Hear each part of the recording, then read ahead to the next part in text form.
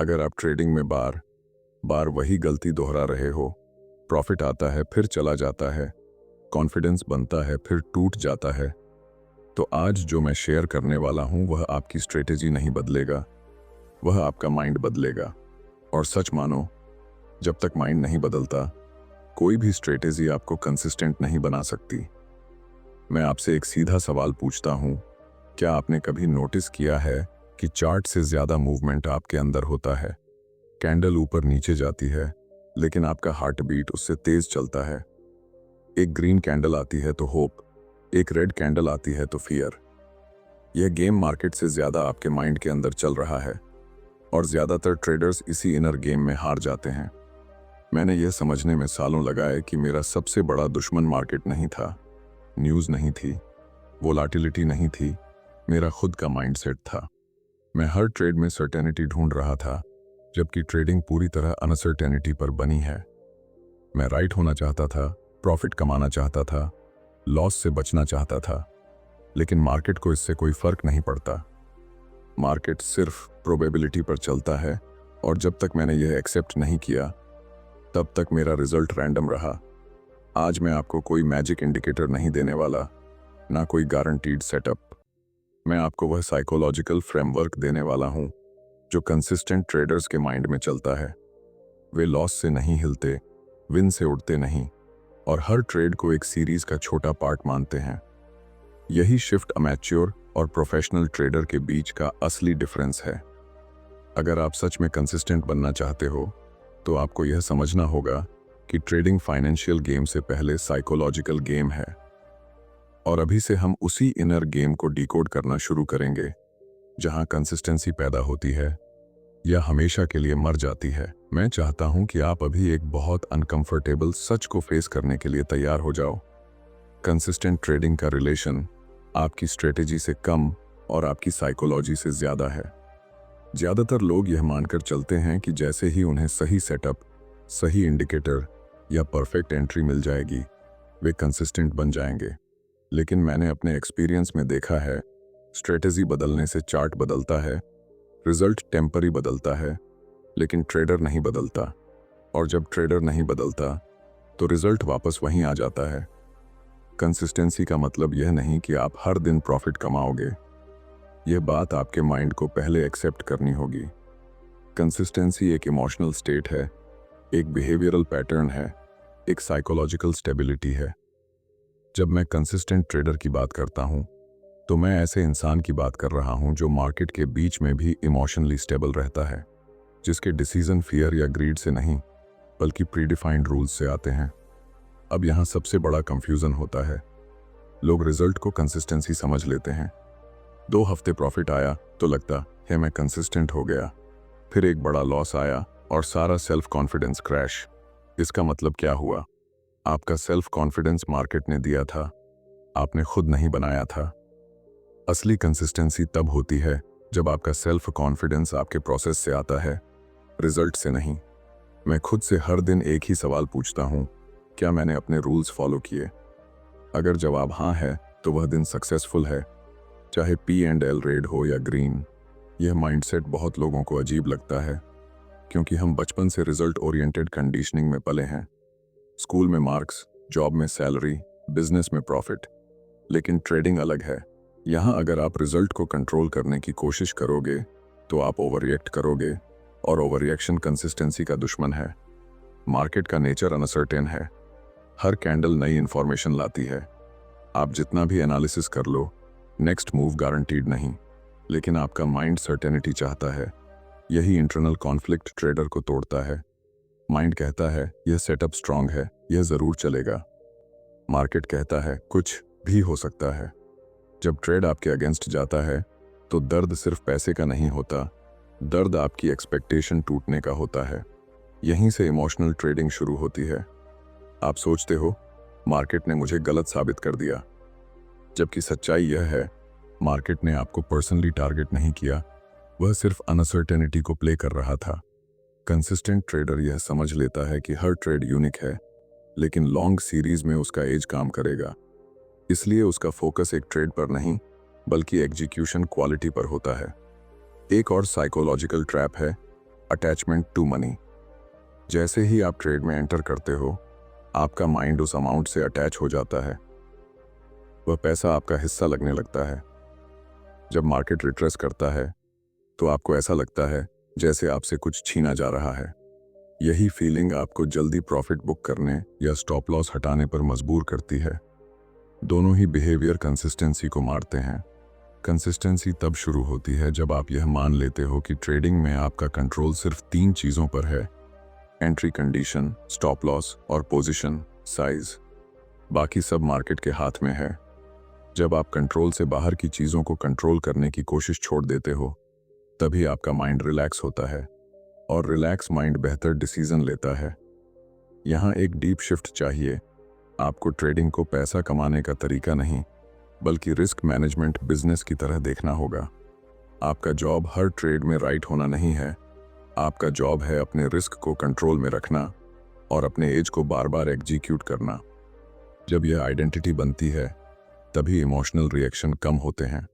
और अभी हम यहीं से आगे बढ़ेंगे, क्योंकि जैसे ही आप अनसर्टेनिटी को एक्सेप्ट करते हो, एक नई बैटल शुरू होती है आपके अंदर के 2 सबसे स्ट्रॉन्ग इमोशन के साथ, फियर और ग्रीड।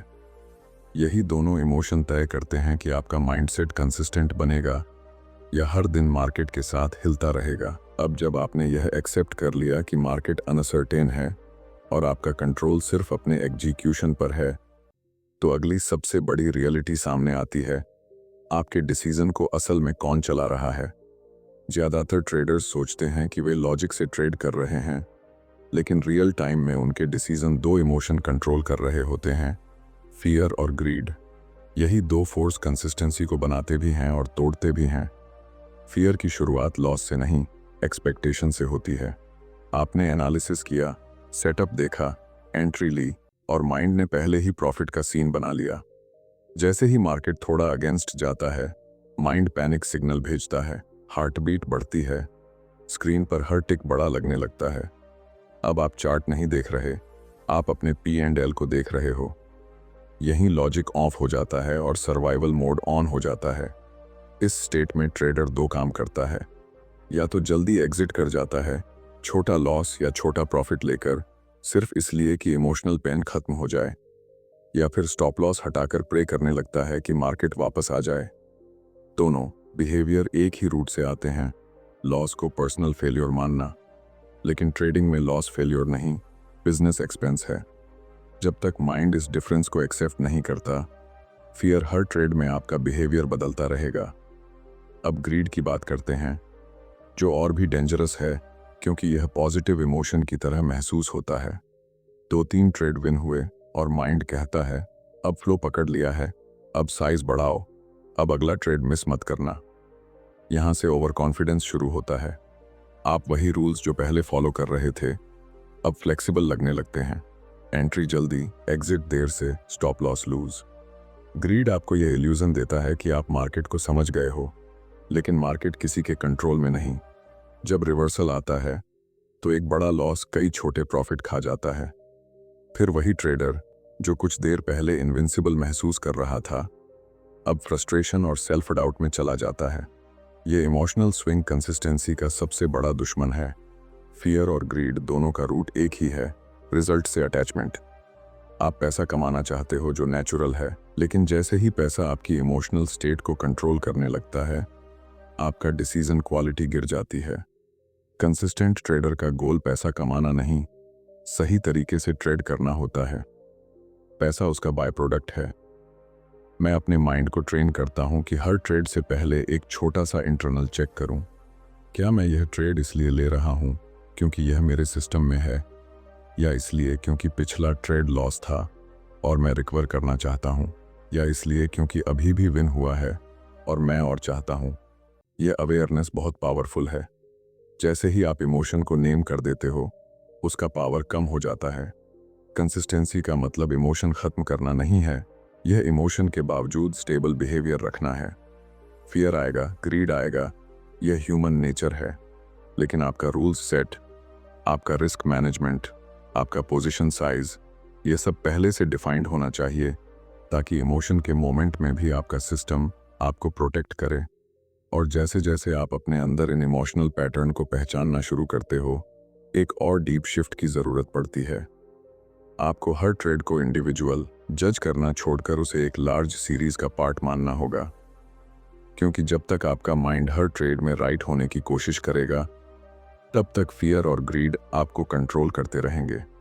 यहीं से अगला लेवल शुरू होता है, प्रोबेबिलिटी माइंडसेट, जहां आप राइट होने की जगह कंसिस्टेंट होने पर फोकस करते हो। अब हम उस पॉइंट पर आ गए हैं जहां ज्यादातर ट्रेडर्स मेंटली ब्रेक होते हैं, क्योंकि यहां ईगो सरेंडर करना पड़ता है।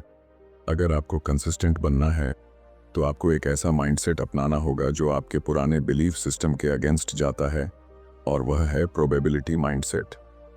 बचपन से हमें सिखाया गया है कि सही जवाब दो, फुल मार्क्स मिलेंगे, गलती की तो पनिशमेंट। यही कंडीशनिंग ट्रेडिंग में सबसे बड़ा साइकोलॉजिकल प्रॉब्लम बनती है।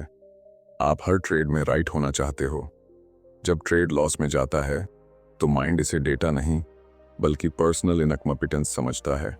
यहीं से इमोशनल रिएक्शन शुरू होते हैं। लेकिन ट्रेडिंग में राइट और रॉन्ग का कॉन्सेप्ट ही डिफरेंट है। यहाँ हर ट्रेड का आउटकम रैंडम है, भले ही आपका सिस्टम प्रॉफिटेबल हो। मैं आपको एक रियल शिफ्ट देना चाहता हूँ।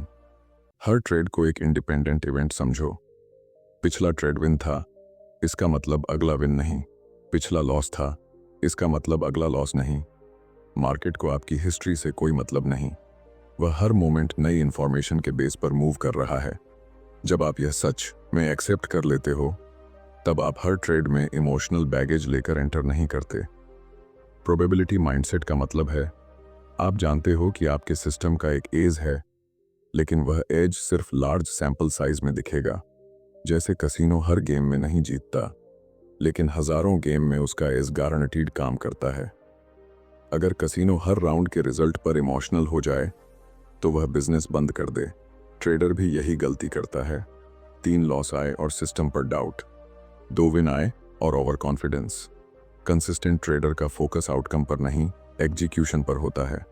वह हर ट्रेड से पहले सिर्फ इतना सोचता है, क्या यह सेटअप मेरे रूल्स में फिट है? क्या रिस्क एक्सेप्टेबल है? क्या पोजीशन साइज सही है?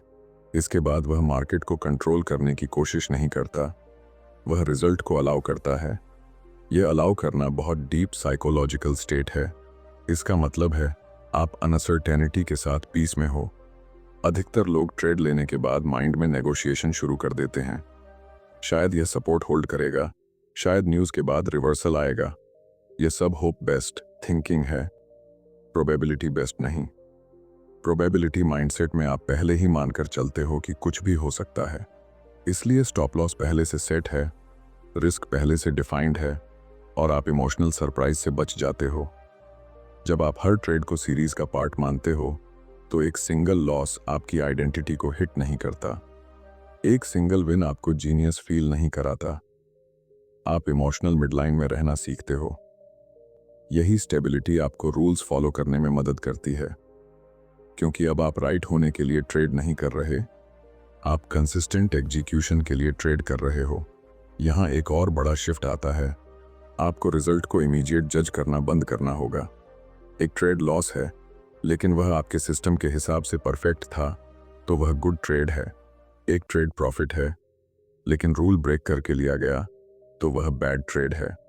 जब आपका माइंड यह डिफरेंस समझने लगता है, तभी रियल प्रोफेशनल थिंकिंग शुरू होती है। और जैसे ही आप प्रोबेबिलिटी को एक्सेप्ट करते हो, एक नई ज़रूरत सामने आती है। क्योंकि अब गेम यह नहीं रह जाता कि मार्केट क्या करेगा, गेम यह बन जाता है कि क्या आप हर बार सेम तरीके से बिहेव कर सकते हो। यहीं से असली एज डेवलप होता है, और वह है सेल्फ डिसिप्लिन, जो तय करता है कि आपका एज लॉन्ग टर्म में काम करेगा या इमोशन उसे बीच में ही तोड़ देंगे। अब तक आपने समझ लिया कि मार्केट अनसर्टेन है, फियर और ग्रीड आपके डिसीजन को डिस्टर्ब करते हैं, और लॉन्ग टर्म में सिर्फ प्रोबेबिलिटी काम करती है। लेकिन यह सारी अंडरस्टैंडिंग तब तक बेकार है जब तक एक चीज स्ट्रांग नहीं होती, सेल्फ डिसिप्लिन। यही वह ब्रिज है जो नॉलेज को रियल रिजल्ट में बदलता है। ज्यादातर ट्रेडर्स जानते हैं कि उन्हें क्या करना चाहिए, लेकिन वही नहीं करते। क्यों? क्योंकि उस मोमेंट में इमोशन ज्यादा पावरफुल होता है, रूल्स कमजोर।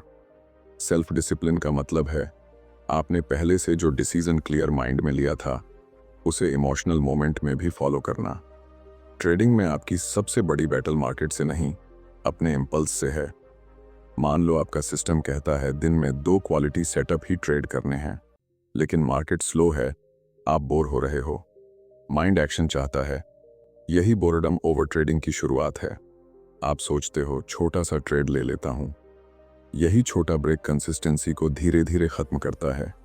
कंसिस्टेंट ट्रेडर बोर्डम को भी गेम का पार्ट मानता है। वह जानता है नो ट्रेड भी एक वैलिड डिसीजन है। सेल्फ डिसिप्लिन का दूसरा टेस्ट आता है लॉस के बाद। माइंड कहता है रिकवर करना है अभी। यहां से रिवेंज ट्रेडिंग शुरू होती है। पोजीशन साइज बढ़ाना, जल्दी एंट्री लेना, बिना क्लियर सेटअप के कूद जाना। यह सब कंट्रोल वापस पाने की साइकोलॉजिकल कोशिश है, लेकिन मार्केट फोर्स से नहीं, प्रोबेबिलिटी से चलता है। डिसिप्लिन यह है कि लॉस के बाद भी नेक्स्ट ट्रेड बिल्कुल वैसे ही लिया जाए जैसे पहले लिया था, ना ज्यादा रिस्क ना कम। डिसिप्लिन का रिलेशन रूटीन से भी है। Same risk percentage, same stop loss logic, same journaling process. जब आपका बिहेवियर रिपीटेबल होता है, तभी आपका परफॉर्मेंस मेजरेबल होता है। अगर हर दिन आपका अप्रोच अलग है, तो आप कभी नहीं जान पाओगे कि आपका सिस्टम काम कर रहा है या नहीं। आखिर में समझ लो, स्ट्रेटेजी आपका टेक्निकल एज है, लेकिन सेल्फ डिसिप्लिन आपका साइकोलॉजिकल एज है। मार्केट टेक्निकल गलती माफ कर सकता है, लेकिन डिसिप्लिन की कमी को लॉन्ग टर्म में पनिश करता है। और जब आप बार बार अपने ही रूल्स फॉलो करने लगते हो, तभी एक नई चीज बननी शुरू होती है, आपकी ट्रेडर आइडेंटिटी, जो कंसिस्टेंसी का सबसे डीप लेवल है। अब आखिरी और सबसे डीप लेवल पर आते हैं। ट्रेडिंग सिर्फ स्किल नहीं, ये आइडेंटिटी का गेम है। जब तक अंदर से आपकी पहचान क्लियर नहीं होती, आपका बिहेवियर स्टेबल नहीं होगा। आप कभी डिसिप्लिन्ड, कभी इमोशनल, कभी प्रोसेस फोकस्ड, कभी रिजल्ट फोकस्ड। यही इनकंसिस्टेंट आइडेंटिटी इनकंसिस्टेंट रिजल्ट बनाती है। ज्यादातर लोग खुद को पैसा कमाने वाला ट्रेडर मानते हैं। सुनने में सही लगता है, लेकिन यही सबसे बड़ा साइकोलॉजिकल ट्रैप है, क्योंकि तब हर ट्रेड पर प्रेशर होता है। हर एंट्री के साथ उम्मीद जुड़ जाती है, और जहां उम्मीद ज्यादा, वहां इमोशनल रिएक्शन भी ज्यादा। कंसिस्टेंट ट्रेडर खुद को रिस्क मैनेजर मानता है। उसका पहला जॉब पैसा कमाना नहीं, रिस्क कंट्रोल करना है। जब आपकी आइडेंटिटी बदलती है, तो डिसीजन मेकिंग बदलती है। आप पूछते हो, ये ट्रेड मुझे कितना कमा सकता है की जगह इस ट्रेड में मैं कितना रिस्क ले रहा हूं। यह छोटा सा शिफ्ट आपकी पूरी साइकोलॉजी रिप्रोग्राम कर देता है, क्योंकि अब आपका फोकस कंट्रोल वाली चीजों पर है, ना कि मार्केट के मूव पर। कंसिस्टेंसी बाहर से नहीं आती, यह अंदर के स्टैंडर्ड से आती है। आप खुद से क्या एक्सेप्ट करते हो, क्या टॉलरेंट करते हो, क्या अलाउ करते हो। अगर आप बार बार रूल ब्रेक करके भी खुद को जस्टिफाई कर देते हो, तो आपका माइंड सीख जाता है कि डिसिप्लिन ऑप्शनल है। लेकिन जब आप खुद से कमिटमेंट करते हो कि रूल ब्रेकिंग एक्सेप्टेबल नहीं, तभी प्रोफेशनल बिहेवियर बनता है। याद रखो, मार्केट आपको पहले साइकोलॉजिकली टेस्ट करता है, फिर फाइनेंशियली रिवॉर्ड। अगर आप इमोशनली स्टेबल, प्रोबेबिलिटी थिंकिंग वाले और डिसिप्लिन्ड हो, तो टाइम आपके साइड में है। कंसिस्टेंसी एक बिग ब्रेक से नहीं आती, यह रोज छोटे छोटे करेक्ट डिसीजन से बनती है। अगर आज की इस डीप साइकोलॉजिकल समझ ने आपको ट्रेडिंग को नए एंगल से देखने में मदद की है, तो इस वीडियो को लाइक करो, ताकि मुझे पता चले कि आपको ऐसे माइंडसेट बेस्ड कंटेंट चाहिए। कमेंट में लिखो, आपका सबसे बड़ा साइकोलॉजिकल स्ट्रगल क्या है, फियर, ग्रीड या डिसिप्लिन। और अगर आप सच में अपने माइंडसेट पर काम करना चाहते हो, तो चैनल को सब्सक्राइब करो, क्योंकि यहाँ हम सिर्फ चार्ट नहीं, ट्रेडर के माइंड को ट्रेन करते हैं। अंत में बस इतना याद रखो, मार्केट को कंट्रोल करने की कोशिश छोड़ो, खुद को कंट्रोल करना सीखो। वहीं से कंसिस्टेंट ट्रेडिंग की असली शुरुआत होती है। यही गेम है, और यही आपका रियल एज है।